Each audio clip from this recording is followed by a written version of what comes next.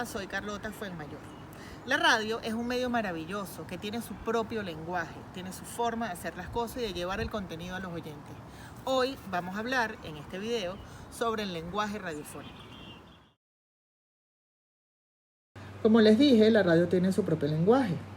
Atribuir esta frase a un autor en particular es misión imposible, porque todos y cada uno de los que estudian la radiodifusión aseguran que la radio es el único medio de comunicación de masas que posee un lenguaje único y particular.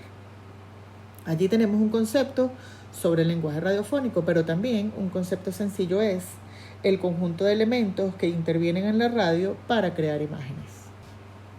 El primer elemento del lenguaje radiofónico que vamos a conversar es la palabra. La palabra es el pilar principal donde descansa el lenguaje radiofónico y en torno al cual se articulan los otros elementos del sonido. Allí tenemos las características de la palabra, esto es, las características, por supuesto, de los diálogos que vamos a utilizar en radio.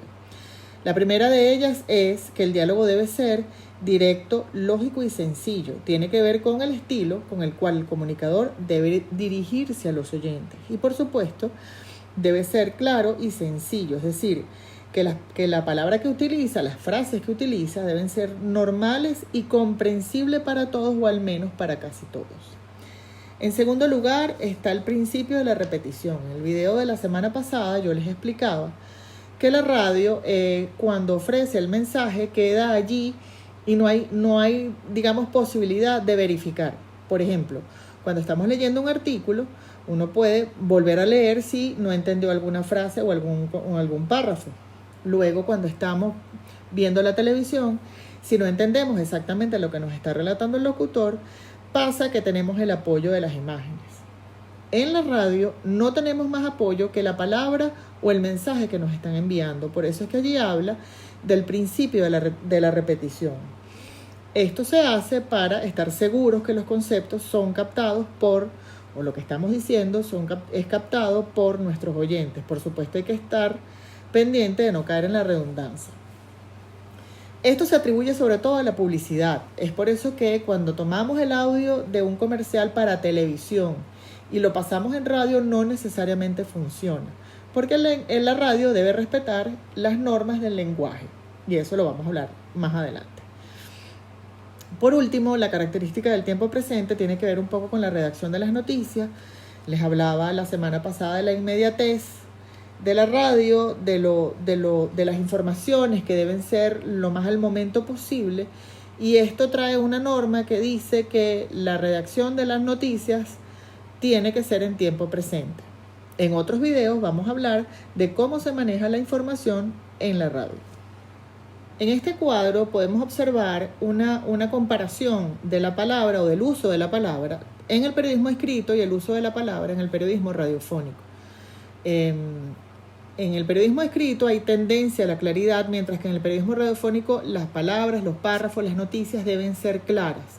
No sé si recuerdan, aunque esto lo vamos, como les dije, a ampliar cuando hablemos del manejo de la información en radio, de la famosa pirámide que contesta algunas preguntas, En radio esto no se utiliza. En radio solo se contestan aquellas preguntas que sean necesarias para entender la noticia. En periodismo escrito está la explicación de lo concreto. En el periodismo radiofónico está lo concreto en forma activa y presente.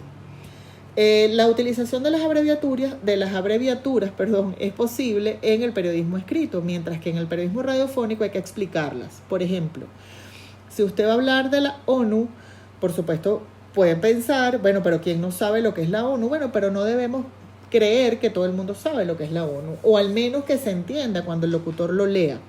En consecuencia, debemos explicar las siglas, esto es, que en algún momento de la noticia, por supuesto preferiblemente al principio, nosotros digamos la Organización de las Naciones Unidas. Estoy hablando de noticias, pero por supuesto esto tiene que ver con cualquier comentario que sea.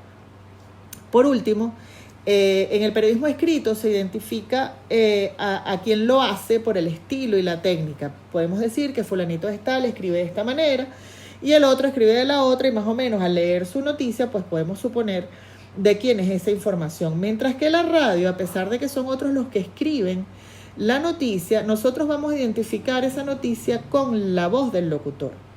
Por ejemplo, en un programa de variedades, nosotros lo estamos escuchando, estamos muertos de la risa, nos parece comiquísimo y vamos a decir qué gracioso fulano de tal, escúchalo y tal, el programa de fulanito es buenísimo y tal y qué sé yo.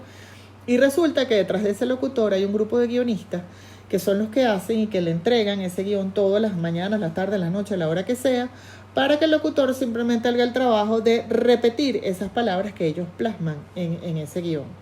Quiero decir con esto, no, por supuesto no todos los locutores que están en radio leen absolutamente todo lo que les dan. Claro que hay muchos y además los que tienen más experiencia ponen parte de su ingenio en ese programa, en el espacio que están presentando, pero también es cierto que existen los productores, los guionistas que le dan forma a ese programa y que le entregan justo antes de salir al aire a ese locutor todo lo que va a decir.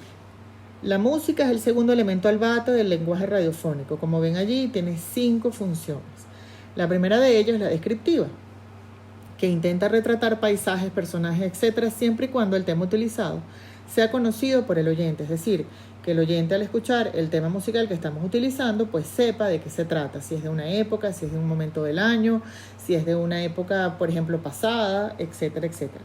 Por ejemplo, si nosotros estamos escuchando el diálogo de un personaje y a lo lejos se escucha esto,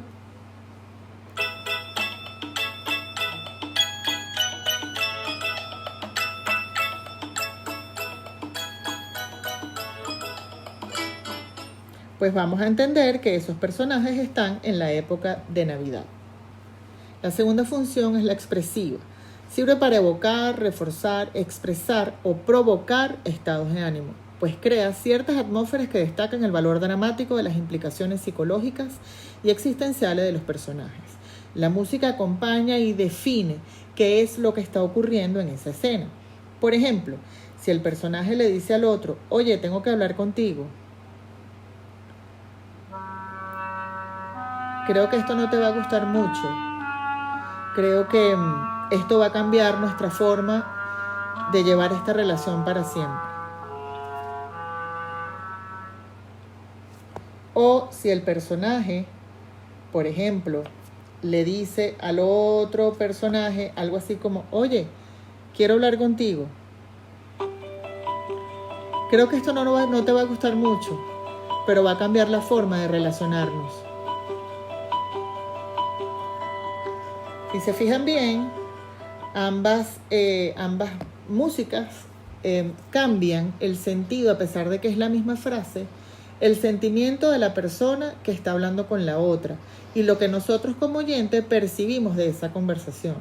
En la primera, suponemos al escuchar la música que lo que le va a decir un personaje al otro no es muy feliz, mientras que en la segunda nos da esa sensación esperanzador, bonito, quizás no le va a gustar al otro escuchar, pero es algo que a quien lo dice le da mucha ilusión. La narrativa es cuando se anticipa un conocimiento. La música anuncia un desenlace, es decir, cuenta la historia previo al discurso de la palabra. Asimismo, le da intensidad a las acciones de los personajes y sirve para acentuar ciertas acciones. La música, a diferencia de lo anterior, que predomina la palabra y solo la música acompaña, en este caso, la música es la que nos dice qué sucedió.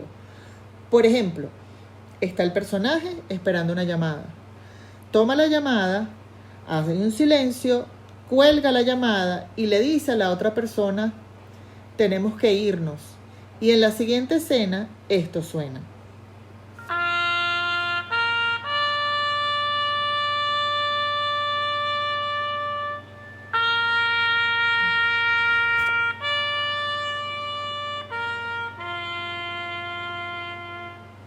Pues entonces sabemos o suponemos que el desenlace que estaba esperando el personaje, por supuesto, es un desenlace triste y de pérdida.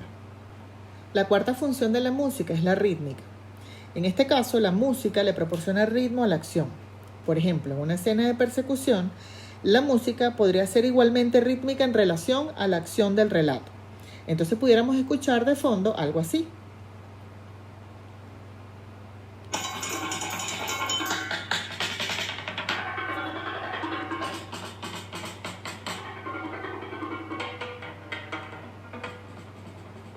mientras esto va sonando, el narrador, por ejemplo, o el personaje van contando cómo va aquella persecución.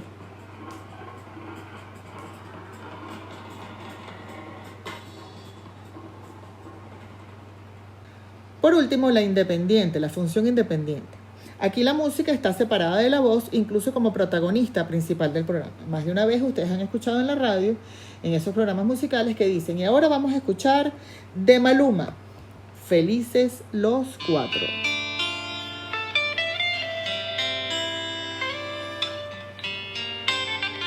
Maluma, baby, apenas sale el solito te vas corriendo. Sé que pensarás que esto me está...